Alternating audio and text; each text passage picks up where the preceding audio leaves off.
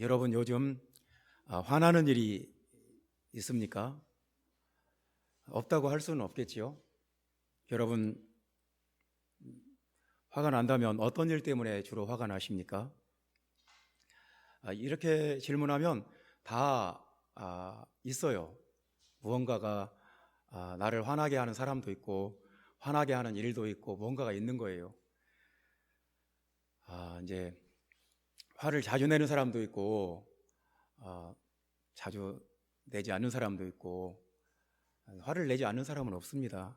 또 마땅히 화가 나겠다, 저 상황에서 화를 내는 게 자연스럽다 하는 것도 있고 맥락 없이 화내는 경우도 있는 것이고, 화가 나면 말이 많아지는 사람도 있고 입을 다물어 버리는 사람도 있고, 어쨌거나 우리는 살다 보면 화나는 일이 있어요. 근데 이제 화가 난다는 것은 뭐냐면요, 뭔가 중요한 것이 있는 거예요. 그러니까 아무것도 아닌 것 가지고는 화가 안 나요. 근데 그 사람에게 이게 굉장히 중요한 문제예요. 굉장히 중요하고 가치 있는 거예요. 근데 그게 잘 안 됐어요. 그게 실패를 했어요. 그게 원하는 대로 안 됐어요. 그럼 화가 나는 거예요. 굉장히 화가 나는 거죠. 그러니까 이제 우리가 이렇게 정리를 합시다. 화가 난다는 것은 뭔가 중요한 일이 있다는 증거다. 중요한 것이 있으니까 화가 나는 거예요. 오늘 본문에 보면 하나님이 노하셨다는 말이 히브리서 3장에만 6번 나옵니다. 많이 나오죠. 하나님이 화나셨다는 말을 이렇게 많이 했을까요? 노하다라는 말 4번 나오고요, 경노하다는 말도 2번 나왔어요. 그러니까 경노하다는 말은 굉장히 막 격하게 화났다는 말이잖아요. 분노하다라는 말이 6번이나 나왔어요. 참 특이하죠? 그래서 원어를 찾아봤어요. 그랬더니 3개의 단어가 2번씩 쓰인 거예요. 프로속디조, 이것은요, 화가 났는데 너무너무 슬퍼서 화가 나는 거예요. 그러니까 상실감 때문에 그래서 사람이 너무 슬픈데 억울하고 그래서 화나는 경우도 있잖아요. 그게 프로속디조예요. 하나님이 그랬다는 거예요. 그리고 2번째로 올게라는 단어가 쓰였는데요, 이건 만족스럽지 않아서 화가 나는 거예요. 그러니까 어떤 일을 위해서 최선의 노력을 기울였는데, 뭘 만들려고 굉장히 노력을 했는데 잘 안 된 거예요. 만족스럽지가 않아요. 좀 실패를 했어요. 그래서 너무 불만스러워요. 거기서 나오는 분노가 올게예요. 만족스럽지 않을 때, 어떤 내가 원하는 어떤 결과가 나오지 않았을 때 나오는 분노가 올게예요. 그리고 파라피크라모스, 이 단어는 절망할 때 나는 분노예요. 이제 모든 것이 다 끝나버렸어요. 그래서 화가 나는 거예요. 이제 어떤 다시 회복될 기회가 없고 다시 새로워질 어떤 방법이 없어요. 그래서 절망적으로 화가 나는 거예요. 이제 끝났다. 그래서 화가 나는 거예요. 근데 하나님한테 이 3개의 단어를 썼어요. 하나님이 너무 슬프고 억울해서 화가 나고, 또 하나님이 실망해서 화가 나고, 또 절망해서 화가 나고. 참 시편에 보면 노하기를 더디하시는 하나님이라고 몇 번이나 나옵니까? 그런데 오늘 본문에는 하나님이 분노하신다, 화나셨다, 그 말이 이렇게 많이 반복되어 있는데요. 그러면 우리가 하나님이 왜 화가 나셨을까? 그게 궁금하죠. 하나님은 어떨 때 화가 나시는가? 무슨 일로 화가 나시는가? 누구에게 화가 나시는가? 본문에 보면 하나님이 가장 중요하게 생각하는 것은 뭐냐면 구원시키는 거예요. 한 사람이라도 구원받는 거. 자기 백성들을 선택하고 그 백성들이 구원받는 거. 근데 하나님이 자기 백성들을 구원시키려고 모든 할 수 있는 일을 다 했어요. 최선을 다했어요. 하나님께는 자기 백성들이 한 사람 한 사람 구원받는 것이 최고로 중요해요. 근데 그 중요한 일이 잘 안 됐을 때 슬퍼서 화나고, 실망해서 화나고, 절망해서 화나고, 그렇다는 거예요. 하나님께서 출애굽기에 보면 자기 백성들을 구원하기 위해서 얼마나 많은 일들을 하시는지 모릅니다. 모세를 태어나게 해요. 레위 지파에서 모세가 태어나게 하고, 모세에게 떨기나무 사건을 통해서 하나님의 임재를 보여주고 하나님의 음성을 듣게 해줘요. 그리고 10가지 재앙을 통해서 하나님의 능력과 권능을 보여줘요. 애굽 사람들이 섬 섬기는 10가지 신보다 유일하신 하나님이 훨씬 더 강하고 능력 있고 구원하시는 하나님이라는 것을 증명을 해버려요. 그리고 유월절 사건을 통해서 하나님은 그들을 구원하시는 하나님, 죽음의 권세로부터 보호하시는 하나님이라는 것을 또 보여줘요. 그리고 홍해바다를 통과함으로써 하나님은 어떤 상황에서든지, 어떤 절체절명의 위기 상황에서도 자기 백성들을 잊지 않고 구원하는 하나님이라는 것을 또 보여줘요. 마라의 쓴물을 달게 하시는, 그래서 그 목마름을 해결해 주시는 하나님, 구름 기둥과 불 기둥으로 함께 하시는 하나님, 또 시내산의 임재에서 율법의 말씀을 주시는 하나님, 이 모든 것들이 다 한마디로 자기 백성들을 구원시키겠다는 거예요. 구원받게 하겠다는 거예요. 내 백성들을 구원하겠다. 구원해서 하나님 나라를 세우고 젖과 꿀이 흐르는 땅에 들어가서 아주 맛있는 과일과 또 그 풍부한 그 곡식들과 그 꽃들과 그 아름다운 땅에서 행복하게, 건강하게 하나님께 영광 돌리면서 사는 것이 하나님의 계획이에요. 하나님이 그것을 위해서 얼마나 노력을 많이 하시는지 몰라요. 그런데 그 결과가 17절 말씀 보면, 오늘 우리가 읽은 본문 말씀에 이런 말씀이 나오지 않습니까? 또 하나님이 40년 동안 누구에게 노하셨느냐? 그들의 시체가 광야에 엎드러진 범죄한 자들에게가 아니냐. 그들의 시체가 광야에 엎드러졌다는 거예요. 그러니까 이 말 속에는 하나님의 실망과 분노와 절망이 담겨 있어요. 그들의 시체가 광야에 엎드러진 범죄한 자들. 참 하나님의 계획은 그런 것이 아닌데 아주 하나님의 계획이 실패했어요. 하나님의 뜻대로 잘 안 됐어요. 그래서 하나님이 화가 나신 거죠. 하나님이 제일 중요하게 생각하는 일이 바로 그건데. 그래서 오늘 본문에서 우리가 같이 생각해 볼 말씀은, 그 하나님이 그렇게 인간을 구원하려고 하나님이 할 수 있는 모든 일을 다 하시는데 그럼에도 불구하고 실패를 해요. 좌절돼요. 하나님의 계획이 좌절돼요. 그러니까 그 무엇인가가 있어요. 하나님의 구원을 좌절시키고 하나님의 계획을 이렇게 막아버리는, 그래서 하나님을 분노하게 만드는 그 무엇인가가 있어요. 하나님의 구원을 완성되지 못하게 하고 하나님의 구원을 망쳐버리는 그 세 가지가 있어요. 그래서 오늘 본문에서 그 세 가지를 찾아보겠습니다. 하나님을 분노하게 하는 세 가지, 하나님의 구원 계획을 망치는 그 세 가지. 그것이 이제 인간의 마음에서 역사를 하는 세 가지인데요. 첫 번째 말씀 보겠습니다. 우리 10절 말씀 다 같이 3장 10절 말씀 다 같이 읽어봅시다. 그러므로 내가 이 세대에게 노하여 이르기를 그들이 항상 마음이 미혹되어 내 길을 알지 못하는도다 하였고, 항상 마음이 미혹되었다는 거예요. 이제 하나님께서 이제 그 설명을 하시는 거죠. 왜 이 백성들이 그렇게 내가 그들을 구원하려고 그렇게 모든 옵션을 다 했는데 왜 시체가 광야에 엎드러진 범죄한 자들로 끝났는가?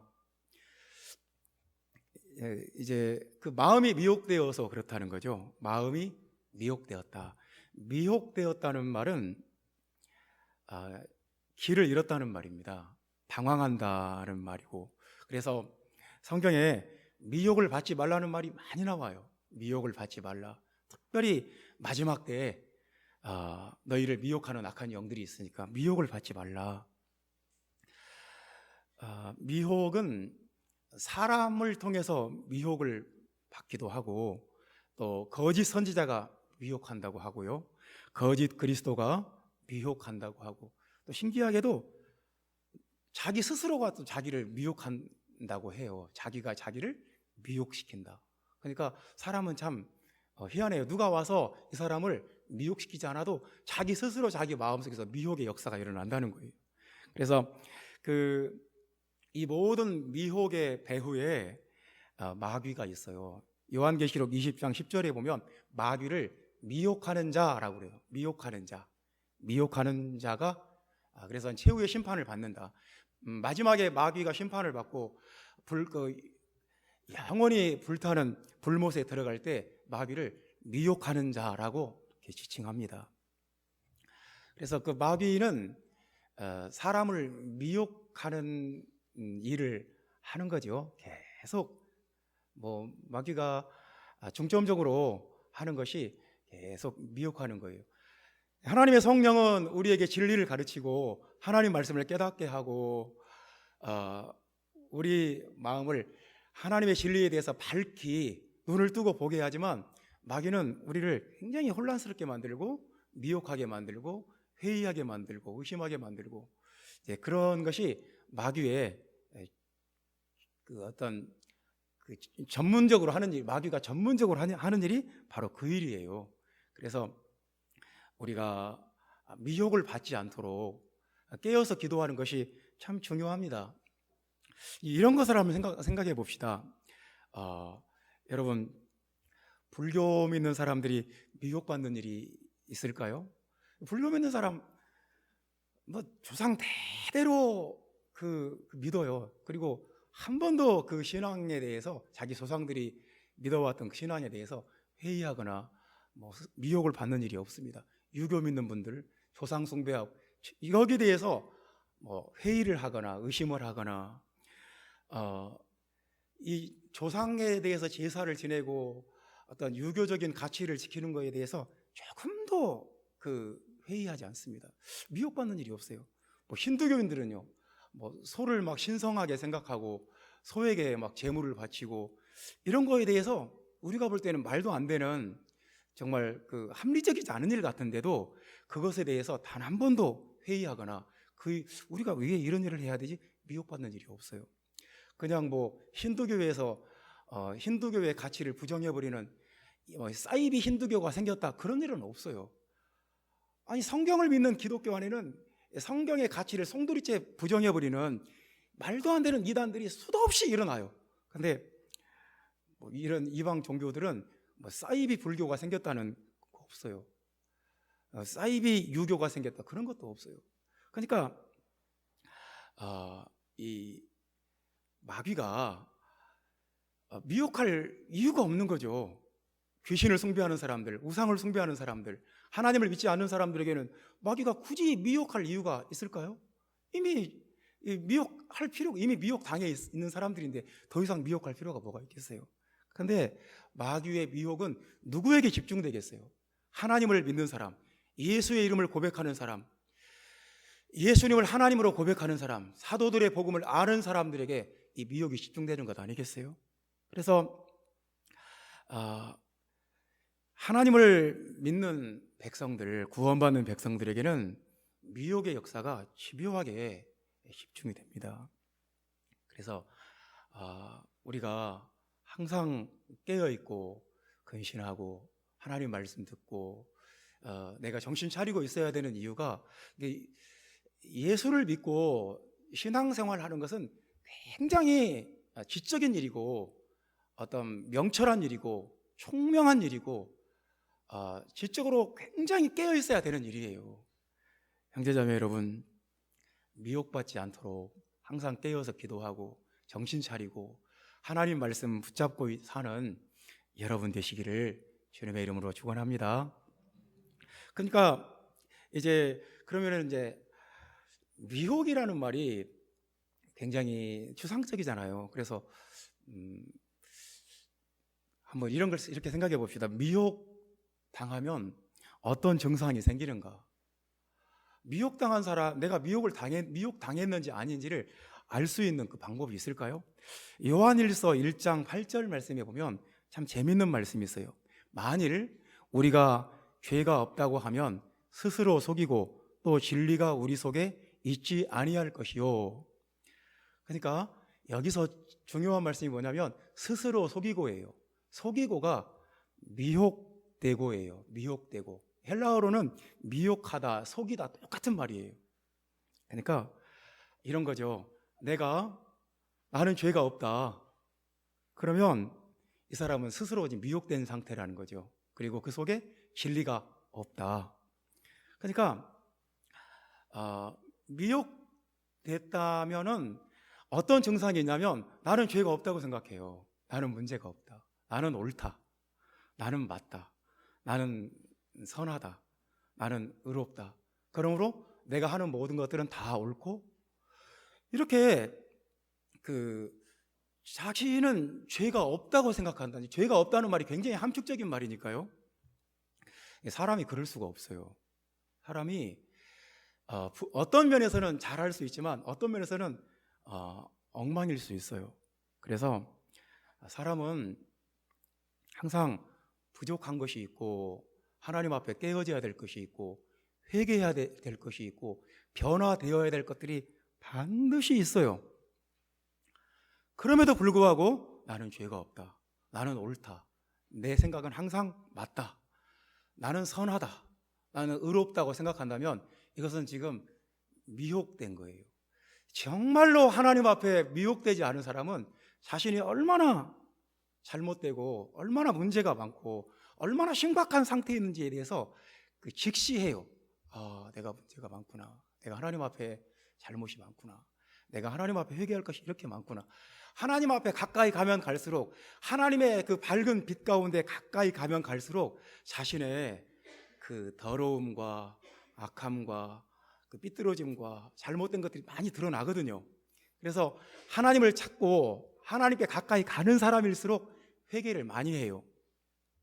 미혹된 사람일수록 자기가 옳다고 생각하고 자기가 맞다고 생각하고 나는 죄가 없다고 생각해요.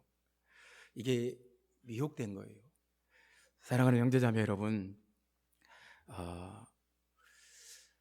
하나님 앞에서 항상 주님의 의를 사모하고, 주님 나는 의가 없습니다. 주님의 의가 필요합니다. 예수 그리스도의 그 보혈의 공로가 아니면 나는 아무것도 아닙니다. 예수 그리스도의 그 십자가 보혈의 능력이 없으면 나는 할 수 있는 것이 아무것도 없습니다. 주님, 나는 주님 앞에서 아무것도 아닙니다. 주님이 없이는 나는 살 수도 없습니다. 이런 신앙 고백을 할 때 깨어 있는 것이고, 나는 의롭다. 나는 옳다.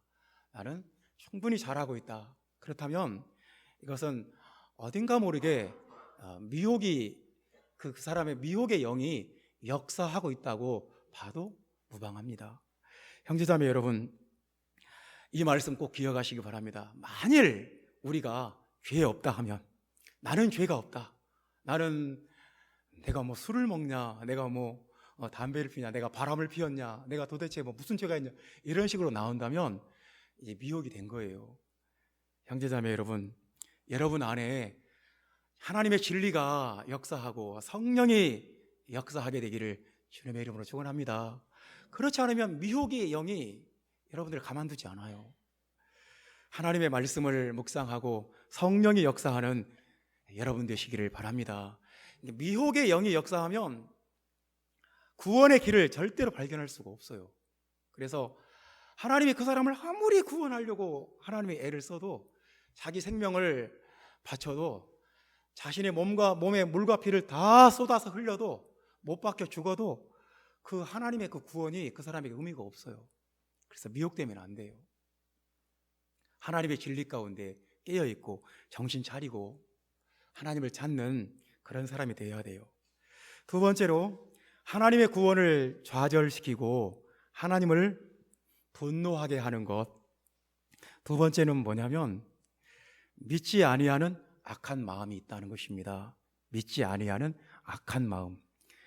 우리 12절 말씀 다 같이 읽어봅시다. 형제들아, 너희는 삼가 혹 너희 중에 누가 믿지 아니하는 악한 마음을 품고 살아계신 하나님에게서 떨어질까 조심할 것이요. 악한 마음, 그러면 이제 우리는 그냥 뭐 나쁜 마음, 잘못된 마음, 못된 마음, 뭐 성격이 좀 안 좋은 사람, 뭐 이런 식으로 아주 단순하게 생각하기가 쉬워요. 악한 마음, 아주 나쁜 마음. 근데 성경은 그렇게 막연한 얘기를 하지 않아요. 그러니까 이 악한 마음이 절대로 추상적인 말이거나 상투적인 표현이 아니에요. 그래서 헬러를 찾아보면요, 포네로스인데요. 포네로스는 굉장히 이게, 그러니까 고통스럽다는 거예요. 고통스러운 마음, 아주 힘든 마음, 아주 포네로스가 뭐냐면, 예를 들어서 아버지가 사업을 했는데 사업이 망했어요. 어느 날 집에 막 딱지를 붙여요. 막 빨간 딱지를 붙이더니 나중에 집도 뺏기고, 막 어디 막 반지하, 막 아주 큰 집에 살다가 아주 반지하 막 곰팡이 풍기는 막 그런 데 가서 막 사는데 얼마나 우울하고 얼마나 비참하겠어요. 날마다 빚쟁이들이 와서 막 욕하고 소리 지르고. 그게 포네로스예요. 그럴 때 당하는, 아주 넓은 집에서, 큰 집에서 아주 행복하게 멋있게 품위 있게 살다가 어느 날 갑자기 쫄딱 망해가지고 막 거지처럼 어디 막 반지하로, 막 반지하 빌라에 막 들어서 막 빚쟁이 시달리면서 막 살아야 돼요. 막 먹을 것도 없어요. 가족들은 막 서로 막 막 서로 이제 신경이 예민해지고 싸워요. 이게 포네로스예요. 굉장히 마음도 고통스럽고, 어떤 사람들에게 존경도 받지 못하고, 막 무시당하고, 가난하고, 막 또 몸은 아프고, 또 가족들끼리 화목하지도 않고, 막 서로 막 공격하고, 막 비난하고, 이게 포네로스예요. 그러니까 고통도 굉장히 생산적인 고통이 있어요. 막 운동을 할 때 내가 힘들다 그러면 그때 당시에는 힘들지만 그 운동을 해서 내 건강이라는 유익이 생기잖아요. 근데 포네로스는 그게 아니에요. 아주 죽음에 이르는 고통이에요. 그 고통 자체가 그것을 통해서 점점 사람을 말라 죽이는, 굉장히 그래서 그 예수님이 주기도문을 가르쳐 주실 때 우리를 시험에 들게 하지 마옵시고 다만 악에서 구하옵소서 그러잖아요. 주님이 주기도문의 그 마지막이잖아요. 우리를 시험에 들게 하지 마시고 다만 악에서 구하옵소서. 악에서, 그 악이 포네로스예요. 우리를 포네로스에서 구원해 주소서. 그 가난이나 그 실패나 절망이나 불화나 관계가 깨지는 것이나 이런 것들로부터 우리를 구원해 주소서. 그런 것에 들어가면 안 돼. 포네로스에 빠지면 안 돼요. 포네로스에서 우리는 구원받도록 우리는 기도할 때마다 기도하는 거잖아요. 근데 이제 그 포네로스가 성경에서 성경적으로 설명을 하면 뭐냐면, 마태복음 12장 45절 말씀에 이런 말씀이 있어요. 이에 가서 저보다 더 악한 귀신 7을 데리고 들어가서, 그러니까 어떤 사람이 예수님을 믿고 회개를 했어요. 그리고 은혜를 받았어요. 그리고 마음이 깨끗하게 정리가 됐어요. 근데 이 사람이 교회도 안 나가고, 뭔가 시험에 들어가지고 교회도 안 나가고, 하나님 멀리하고, 그냥 멍하고 사는 거예요. 그랬더니 그 마음에서 쫓겨나갔던, 회개하면서 쫓겨나갔던 그 귀신이 어느 날 와서 보니까 그 사람 마음이 텅 비었어요. 이 악한 귀신이 자기보다 더 악한 귀신 7을 데리고 그 사람 속에 들어갔어요. 그러니까 악한 귀신 할 때 이 악한이 포네로스예요. 그래서 그 귀신이 그 사람 마음속에 들어가니까 그 사람 마음에 포네로스가 생긴 거예요. 그랬더니 어떤 결과가 오냐면 그 사람의 형편이 굉장히 나빠졌어요. 그 사람의 인간관계나 그 사람의 어떤 경제적인 상황이나 그 사람의 지적인 것이나 그 사람의 삶의 모든 형편이 아주 끔찍해지고 비참해졌어요. 그 형편이 포네로스가 된 거예요. 그러니까 악한 이 귀신이 그 사람 마음을 악하게 만들어버리고 그 사람의 형편도 악하게 만들어버린 거예요. 도미노처럼 착착착착 무너지는 거예요. 사람의 마음 속에 포네로스가 가득 찰 수도 있고 하나님의 성령이 가득 찰 수도 있어요. 그러니까 이건 어떤 비율 같아요. 비율. 내 마음속에 하나님의 말씀과 기도가 충만하다. 그럼 포네로스가 힘을 잃는 거죠. 근데 내가 하나님 말씀도 없고 기도도 없고 찬양도 없고 그러면 포네로스가 점점 더 세지지 않을까요? 그러니까 하나님의 영이 역사하면 우리 마음속에 의와 평강과 희락이 넘치는데 포네로스는 그 반대예요. 굉장히 범민하게 되고 마음에 불안하고 공황에 사로잡히게 되고 힘들어요. 포네로스는 절대로 생산적인 고통이 아니에요. 사울왕 같은 사람이 포네로스에 사로잡혔던 사람인데 하나님이 그를 버리고 하나님의 성령이 떠나버리니까 즉시로 악한 영이 그에게 역사를 했어요. 그래서 포네로스가 그 사람의 마음을 지배하니까 이제 뭐 사람이 인사불성이 되는 거죠. 제정신이 아니에요. 그래서 그냥 자기 마음 이 컨트롤이 안 돼요. 막 어느 순간 어떻게 어디로 발작이 일어날지를 몰라요. 왕궁에서 아주 좋은 음식과 좋은 옷을 입으며 살지만 그 마음이 포네로스에 가득 차버리니까 아주 비참해진 거죠. 중요한 건 뭐냐면 우리 마음에 뭐가 있느냐가 이게 중요한 거예요. 내 마음 속에 이 악한 마음, 포네로스가 가득한 마음이다. 그러면 우리 삶은 아주 끔찍한 재앙이 돼버려요. 사는 것이 굉장히 정말 그 힘든 일이 되어버리고 아주 비참한 일이 되어버려요. 그래서 이 포네로스는 성경에 보면 많이 나와요. 사람의 마음에 점점 쌓인대요. 그러니까 사람의 마음 속에 악을 쌓는데요. 포네로스를 점점 쌓아가는 사람이 있대요. 날이 가면 갈수록 점점 사람이 냉소적이 되고 포악해지고 아주 말이 거칠어지고 점점 사람의 마음속에 그 포네로스가 쌓인다는 거예요. 이건 점점 쌓일 수가 있다는 거예요. 쌓은 악이 결국 입으로 나온다는 거예요. 그래서 이게 영적인 현실이에요. 이게 뭐 신학적으로 전혀 현실과 상관없는 일이 아니라 이게 진짜 현실이에요. 눈에 보이는 현실이 아니라 내 마음속에 뭐가 쌓여 있는가, 이게 진짜 현실이라니까요. 그래서 여러분 안에 무엇이 쌓이는지 이게 중요해요. 여러분 안에 하나님의 말씀과 성령의 충만함이, 기름 부음이 차곡차곡 쌓여 나가시기를 주님의 이름으로 축원합니다. 두 번째, 포네로스는 사람을 더럽게 만들어 버린대요. 굉장히 사람을 아주 더럽게 만든다는 거예요. 그리스도의 향기가 나타날 수 있어요. 우리가 예수 믿고 찬양하고 그러면 굉장히 아름다워요. 그리고 향기로워요. 그 사람 보면 흠모해요. 나도 저분처럼 예수 믿고 싶다. 흠모하게 되고 본받고 싶고 저절로 이렇게 어트랙티브하게 되고 이렇게 끌려가요. 그 사람에게. 나도 저 사람처럼 잘 믿고 싶다. 근데 이 포네로스가 쌓이면 내가 겉으로 아무리 거룩한 척해도 더러워요. 그래서 힘들어요. 이 더럽다는 것은 일단 냄새 난다는 거고 불결하다는 거고 아주 질병에 노출되어 있다는 것이고, 더럽다는 것은 그것으로 인해서 죽을 수도 있다는 거예요. 그래서 포네로스는 우리 사람의 영과 혼과 육체를 더럽게 만들어 버려요. 참 무서운 일이죠. 주님이 아주 세게 말씀하신 것도 있어요. 예수님이 어떤 사람들에게는 이 독사의 자식들아 막 그랬습니다. 되게 세게 말씀하신 거죠. 참 이렇게 주님도 화가 나셨구나, 세게 말씀하셨구나. 근데 주님이 그렇게 독사의 자식들아라고 말씀하신 이유를 설명을 해요. 내가 너희들한테 왜 독사의 자식들이라고 하는지 아니?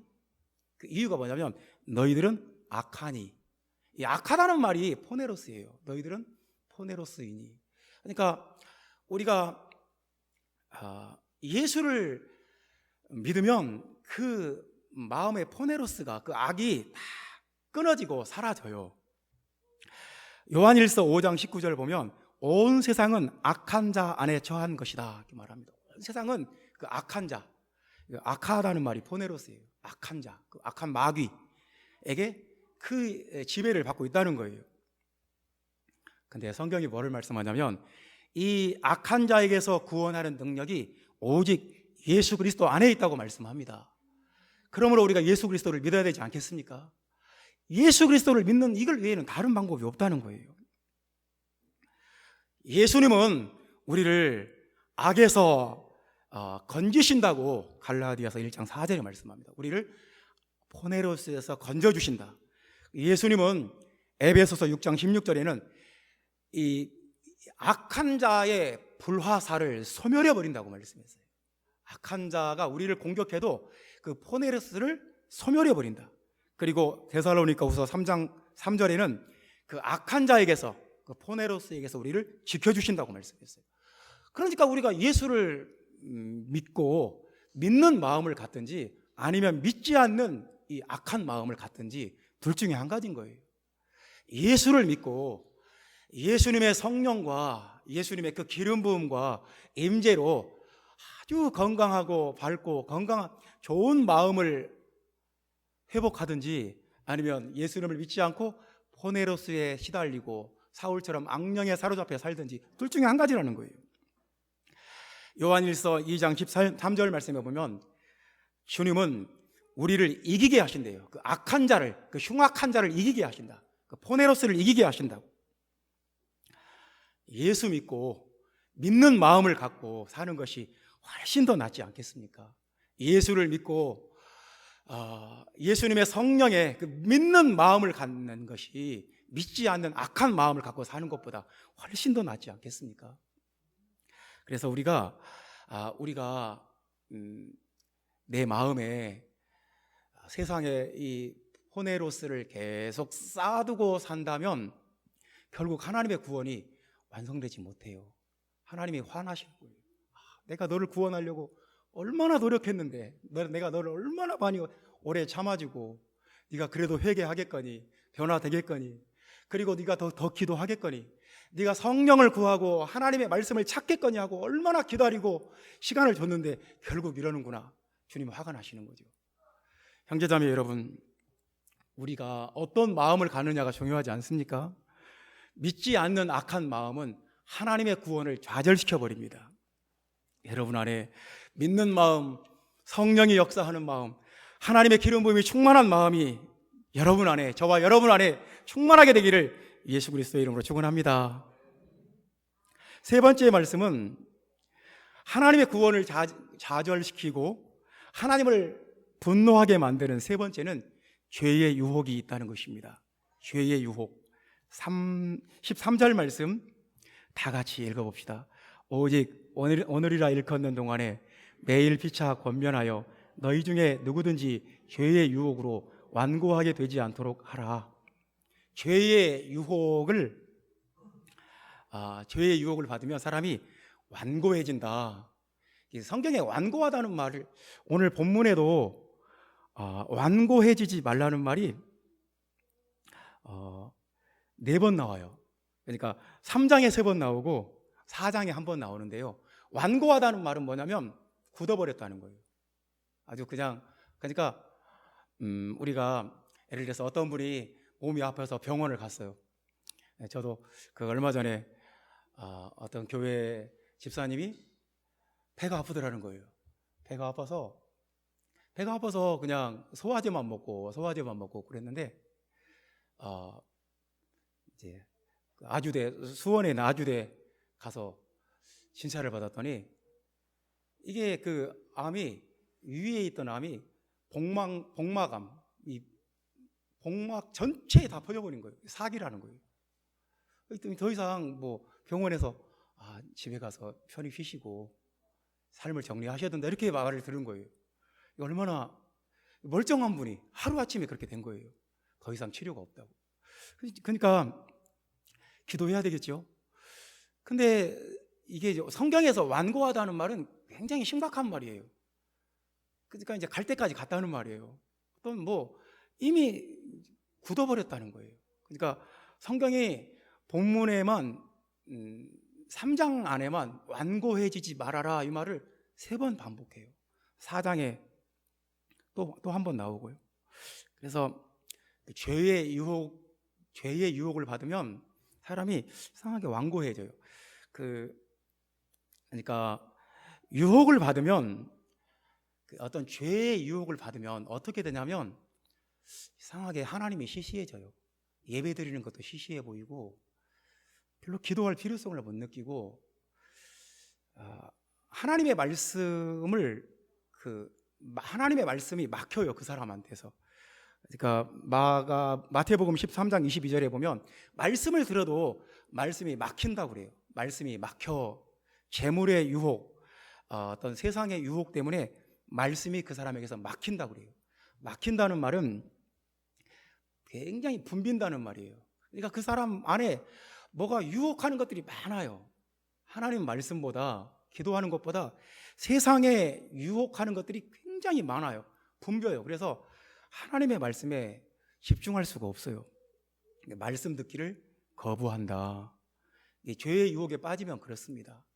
죄의 유혹에 빠지면 에베소서 4장 22절에는 이렇게 말씀합니다. 썩어져가는 구습을 버리지 못한다. 세상의 습관을 버리지 못해요. 예수 믿으면서도 여전히 바람 피고 할 거 다 하려고 그래요. 바람 피고 그냥 세상 게임에 중독되어 있고, 그냥 예수 믿기 전에 자기가 붙잡고 있었던 것들을 다 끊어버리고, 이제 그 모든 유혹을 끊어버리고, 이제는 나는 하나님 한 분만 바라본다. 하나님이 나의 구원자다. 그렇게 결심을 해야 되는데 여전히 썩어져가는 구습을 끊어버리지 못해요. 그렇게 산다는 것은 죄의 유혹에 빠져서 그렇다는 거예요. 그리고 데살로니가 후서 2장 10절 말씀에는 죄의 유혹을 받으면 진리의 사랑을 받지 않는다는 거예요. 이게 참 재밌는 말인데요. 내가 누구에게 사랑을 받고 싶어요. 근데 내가 누구에게는 별로 사랑을 안 받고 싶어요. 그럴 수도 있잖아요. 그러니까 내가 진리의 사랑을 받고 그 안에서 기뻐하든지, 아니면 세상 유혹을 추구하든지, 세상이 훨씬 더 진리보다 더 재밌고 아름답고 멋지고 찬란하고 아주 휘황찬란한 거예요. 막 번쩍번쩍한 거예요. 세상이 세상의 사랑을 받고 싶은 거예요. 이 세상의 그 모든 죄와 그 즐거움과 그런 것들에게 사랑을 받고 싶은 거예요. 그것을 막 추구하는 거죠. 근데 진리의 사랑을 받지 않는다는 말이 있어요. 왜 그러냐면 죄의 유혹을 받으면 진리가 시시하게 보이고 진리가 따분하게 보이는 거죠. 그래서 거짓 것을 더 믿고 따르게 된다, 이렇게 말씀합니다. 죄의 유혹에 빠지면 즐기고 노는 것에 이제 빠진다. 베드로후서 2장 13절에 그렇게 말씀했습니다. 즐기고 노는 것에, 낮에 즐기고 노는 것. 사람이 즐기고 놀 수도 있지 않습니까? 근데 이건 뭐냐면 인생의 모든 목적이 즐기고 노는 거예요. 마시고 놀고 어떤 육체적인 쾌락을 막 극대화시키고, 이것이 인생의 가장 중요한 목적이 되어버렸어요. 이런 것들이 가장 기쁜 사람들, 즐기고 노는 것이 가장 기쁘고 가장 즐겁다. 예수 믿는 거, 기도하는 거, 예배 보는 거, 하나님을 찾는 것은 별로다. 죄의 유혹에 빠지면 그래요. 우리가 죄의 유혹이 찾아오더라도 정신 차리고 다시 주님을 찾고 주님의 이름을 부르고 주님께 나아가야 돼요. 근데 이제 오늘 본문에 우리가 주목해야 될 것이, 죄의 유혹에 빠지지 않으려면 뭐가 중요하냐면 13절 말씀에 매일 피차 권면하여 너희 중에 누구든지 죄의 유혹으로 완고하게 되지 않도록 하라. 죄의 유혹에 빠지지 않으려면 매일 피차 권면하라는 거예요. 서로 자매님, 형제님, 그러니까 서로를 권면해라. 그러니까요, 이제 여기서 우리가 교회에 대한 굉장히 중요한 말씀을 발견해야 되는데요. 이제 예를 들어서 우리가 동창회 가 있다고 합시다. 고등학교 동창회. 그런데 가면 누가 성공했는지, 누가 성공을 좀 못했는지 다 나타나겠죠. 누구는 차를 뭘 타고 왔고, 누구는 뭘 타고 왔고, 누구는 뭐 명품백을 들었고 안 들었고 뭐 이런 것들이 나타나겠죠. 그러니까 세상의 어떤 모임은 다 그런 거예요. 거기서 내가 내 아이덴티티가 뭐냐, 내가 어느 만큼 내 위치가 어느 정도냐, 내 포지션이 뭐냐, 그런 것이 중요해요. 세상의 모임은 내가 무슨 차를 타고 거기에 갔냐, 그런 게 중요해요. 그래서 야, 아무개는 차를 못 타고 왔더라, 엄청나게 성공했나 보다, 막 그런 말을 듣는 거죠. 근데 교회는 매일 피차 권면하는 곳이에요. 권면한다는 것이, 권면이 되려면 야고보서에 이렇게 말씀을 해요. 죄를 서로 고백하라는 거예요. 그리고 병 낫기를 위해서 기도하라. 그러니까 다른 세상 모임은 그렇지 않아요. 내가 얼마나 당당한지, 내가 얼마나 잘 나가는지 보여주면 돼요. 근데 교회는 반대예요. 교회 공동체는 자신의 죄를 고백하는 곳이, 내가 얼마나 지금 하나님 앞에 문제가 많은지, 나는 솔직히 말하면 이런 문제가 있다, 그리고 오랫동안 하나님께 기도하고 있는데도 잘 안 고쳐진다, 이런 곳이에요. 그러니까 교회는 세상 어떤 곳과도 달라요. 사실 내가 하나님 앞에서 이런 죄가 지금 반복되고 있는데 내가 못 끊고 있다, 나는 굉장히 사람들을 미워하고 판단하고 비판하는 죄를 자주 짓는다, 이것을 위해서 기도해 달라, 내가 이렇게 이 죄를 끊을 수 있도록 기도해 달라, 내가 어떤 시험을 받고 있고 어떤 유혹이 나한테 있는데 내가 잘 못 끊고 있다, 집사님 저를 위해서 기도해 주세요. 교회는 죄를 고백하고 병 낫기를 위해서 기도하는 곳이에요. 이게 교회, 그래야 권면이 일어나요. 이렇게